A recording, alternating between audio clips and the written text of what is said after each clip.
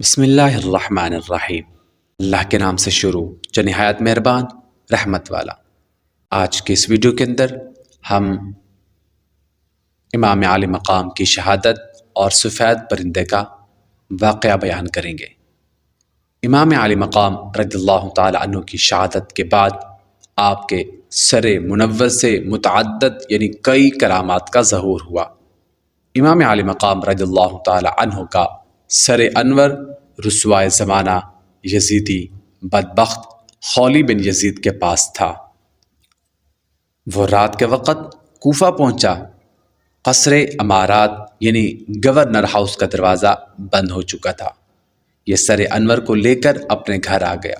ظالم نے سر انور کو بے ادبی کے ساتھ زمین پر رکھ کر ایک بڑا برتن اس پر الٹ کر اس کو ڈھانپ دیا اور اپنی بیوی کے پاس جا کر کہا، میں تمہارے لیے زمانے بھر کی دولت لایا ہوں، وہ دیکھ، حسین بن علی کا سر تیرے گھر پر پڑا ہے۔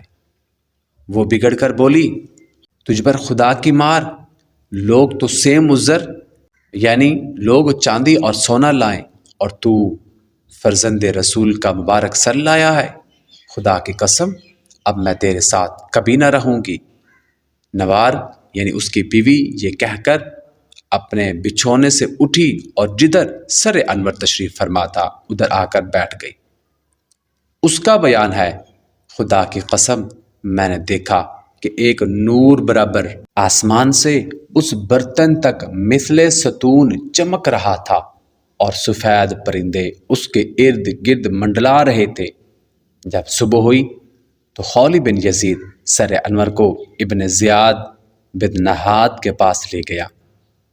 دنیا کی محبت اور مال و زر کی ہوس انسان کو اندھا اور انجام سے بے خبر کر دیتی ہے۔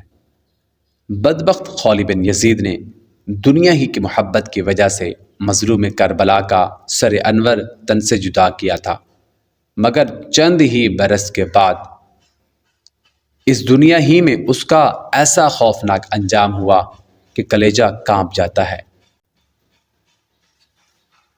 چنانچہ چند ہی سال کے بعد مختار ثقفی نے قاتلین امام حسین کے خلاف جو انتقامی کارروائی کی،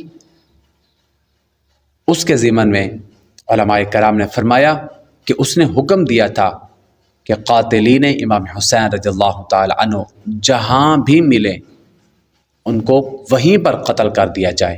لیکن خولی بن یزید یہ وہ خبیث ہے جس نے امام علی مقام رضی اللہ تعالی عنہ کا سر مبارک تن اقدس سے یعنی جسم اقدس سے جدا کیا تھا۔ یہ روح سیاہ بھی گرفتار کر کے مختار کے پاس لایا گیا۔ مختار ثقفی نے پہلے اس کے چاروں ہاتھ پیر کٹوائے، پھر سولی چڑھایا، آخر آگ میں جھونک دیا۔ اس طرح لشکر ابن سعد کے تمام اشرار یعنی شریروں کو طرح طرح کے عذابوں کے ساتھ ہلاک کیا۔ 6000 کوفی جو حضرت امام عالی مقام رضی اللہ تعالی عنہ کے قتل میں شریک تھے، ان کو مختار ثقفی نے طرح طرح کے عذابوں کے ساتھ ہلاک کر دیا۔